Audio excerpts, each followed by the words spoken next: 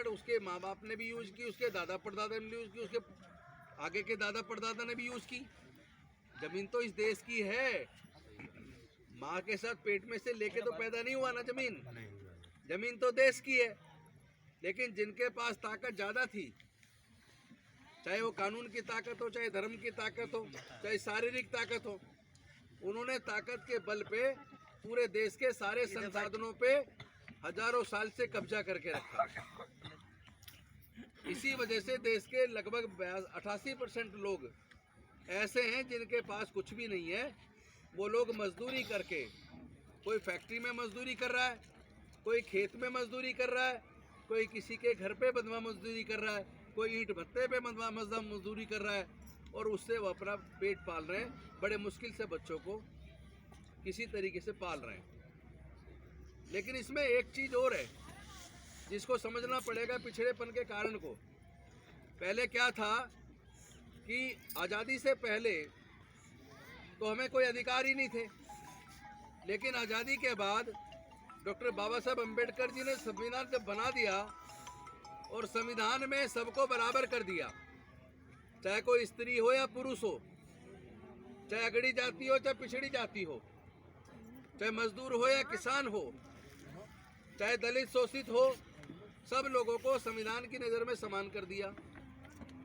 और आपको जान के ताजुब होगा, जब वोट का अधिकार देने के लिए संविधान में लिखना शुरू किया और उसके ऊपर चर्चा हुई संविधान सभा के अंदर, तो बहुत सारे संविधान सभा के सदस्य चाहते थे कि वोट का अधिकार केवल ग्रेजुएट को मिलना चाहिए, और कुछ चाहते थे वोट का अधिकार बड़े बड़े जमींदारों को मिलना चाहिए। कुछ संविधान के सभा के सदस्य चाहते थे कि वोट का अधिकार बड़े बड़े पूंजीपतियों को मिलना चाहिए। अब आप सब लोग सोच के देखो, अगर डॉक्टर बाबा साहेब अम्बेडकर ना अड़ते और वो हमें तुम्हें सबको बराबर, सब औरों के बराबर वोट का अधिकार ना दिलाते, तो क्या कोई नेता आपके घर पे, आपकी झुग्गी पे आता वोट मांगने? कोई नहीं आता सर।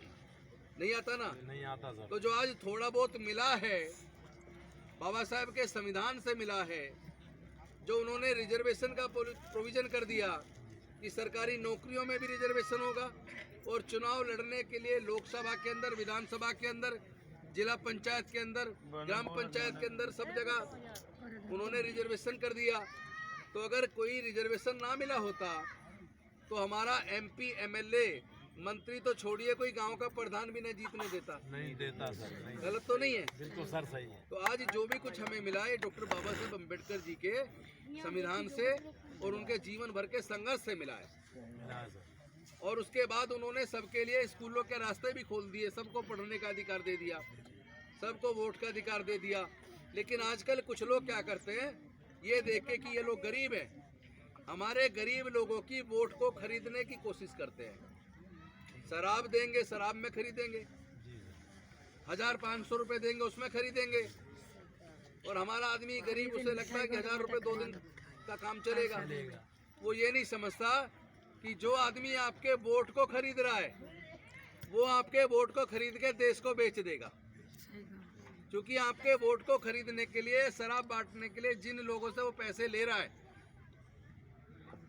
जीतने के बाद वो उनकी गुलामी करेगा, उनके फायदे के कानून बनाएगा, और आपकी फिर ना सुने बिल्कुल भी। वो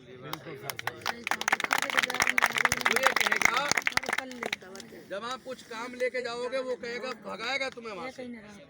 जी सर। और कहेगा फ्री में वोट नहीं दिया तुमने, पैसे लिए थे। फिर वो आपकी नहीं सुनेगा। नहीं सुनेगा सर। इसी वजह से हो क्या रहा है कि पिछले चुनाव में जिस तरह मोदी जी ने वायदे किए, बहुत हुई महंगाई की बार, अब की बार मोदी सरकार, बहुत हुआ महिलाओं पे वार, अब की बार मोदी सरकार, बहुत हो गया भ्रष्टाचार, अब की बार मोदी सरकार। अच्छे दिन आने वाले हैं, काला धन वापस आएगा, सबके अकाउंट में 15-15 लाख रुपए आएंगे, हर साल 2 करोड़ लोगों को रोजगार मिलेंगे। तो वो जो प्रचार किया गया, वो टीवी पे भी, अखबारों में भी, सब जगह, उसमें बड़े बड़े पूंजीपतियों का पैसा लगा। तो जिन पूंजीपतियों का पैसा लगा, उन पूंजीपतियों ने मोदी जी की सरकार बनने के बाद मोदी जी को अपने यहाँ रख लिया गिरवी। अब मोदी जी केवल उनके लिए काम कर रहे हैं, आम गरीब आदमी के लिए तो काम कर नहीं रहे। ना तो 2 करोड़ रोजगार वाली कोई बात रही, ना महंगाई कम करने की बात रही, ना महिलाओं के साथ उत्पीड़न बंद हुआ, ना अनुसूचित जाति जनजाति को संरक्षण मिला, और तो और फीस इतनी महंगी कर दी, प्राइवेट कॉलेज खुलवा दिए इतने कि आज गरीब आदमी अपने बच्चे की पढ़ाई पे उसके पास पैसा नहीं है कि उसकी ऊपर पढ़ाई पे पैसा खर्च कर सके।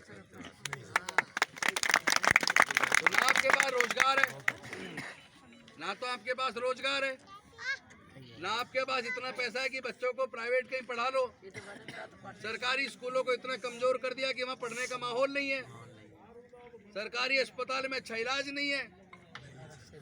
मतलब ले दे के देखा जाए ऐसा लगता है जैसे सरकार बड़े बड़े पूंजीपतियों के इशारे पे काम कर रही है, उन्हीं के लिए काम कर रही है, देश के लोगों के लिए काम नहीं कर रही। अभी ये जो किसानों के संदर्भ में 3 कानून इन्होंने बनाए, ये तीनों कानून बिना किसानों से चर्चा किए, देश की जनता के से चर्चा किए बिना जबरदस्ती थोप दिए। और इन किसान कानूनों में पता क्या है, ध्यान से सुनिए, फिर आपस में बात कर लेना, ज्यादा टाइम नहीं लूंगा, 5-7 मिनट और लूंगा। पहले क्या था, जमाखोरी करना बैन था। कोई भी पूंजीपति किसानों से अनाज खरीद के, चावल खरीद के, दाल खरीद के अपने बड़े बड़े गोदामों में जमा नहीं कर सकता था, छापे पड़ते थे, उस पर मुकदमा दर्ज होता था। लेकिन अब मोदी जी की सरकार ने जमाखोरी को लीगली अलाउ कर दिया कानूनी तौर पे। यानी आज बड़े बड़े पूंजीपतियों ने बड़े बड़े भंडार बना लिए और वो किसानों के सारे अन्न को खरीद के अपने गोदामों में भर लेंगे। और जब आपको खाने की जरूरत पड़ेगी, दाल की जरूरत पड़ेगी, चावल की जरूरत पड़ेगी, अनाज की जरूरत पड़ेगी, तेल की जरूरत पड़ेगी, वो बाजार में होगा नहीं, तो एकदम कोहराम मचेगा। उसके बाद वो बड़े बड़े पूंजीपति उसी दाल को, जिसको वो 70 रुपए किलो आज बेच रहे हैं, उसी दाल को फिर 200 रुपए किलो में बेचेंगे। और लोग मजबूर हो जाएंगे खरीदने के लिए। और साथ ही साथ ऐसा डर का माहौल पैदा कर दिया कि जो भी सरकार की गलत नीति के खिलाफ बोलेगा उसी पे लाठीचार्ज करेंगे, वाटर कैनन छोड़ेंगे, उठा के जेल में डाल देंगे, झूठे केस बना देंगे, रासुका लगा देंगे। लेकिन मुझे लगता है अब डरने की जरूरत नहीं है, अब अपने हक और अधिकार के लिए लड़ने की जरूरत है। तो ऐसे माहौल में जब चारों तरफ एक अंधकार का वातावरण था कि इससे बाहर कैसे निकले, रोजगार कैसे मिलेंगे, इस महंगाई के दौर में हमारे बच्चे पढ़ेंगे कैसे, और कोई गंभीर बीमार हो जाए तो उसका इलाज कैसे होगा, ऐसे माहौल में एक आशा की किरण दिल्ली से निकली है। बहुत बढ़िया, दिल्ली से निकल के आई है। आपके यहाँ बिजली के दाम इतने ज्यादा महंगे कर दिए, बहुत सारे लोग बिजली का बिल नहीं दे पा रहे होंगे, उनके कनेक्शन कट जाते होंगे। एक तरफ ये सरकार है योगी जी की, जिन्होंने पूरे उत्तर प्रदेश को जाति धर्म में बांट दिया, हिंदू मुस्लिम में बांट दिया,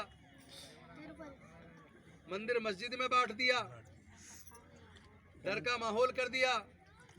आए दिन बहन बेटियों के साथ बलात्कार की घटनाएं सुनते हैं। अभी बदायूं का केस आपने देखा होगा, कितना यूनोना केस हुआ है। इससे पीछे बहराइच का केस, इससे पीछे हाथरस का केस, जितने भी केस हैं उन केसों में जो दबंग लोग हैं, जो इस तरह की घटनाएं करते हैं, अपराधी हैं, उन अपराधियों के हौसले बुलंद हैं, क्योंकि उनको सरकार में बैठे लोग कहीं ना कहीं बचाते हैं।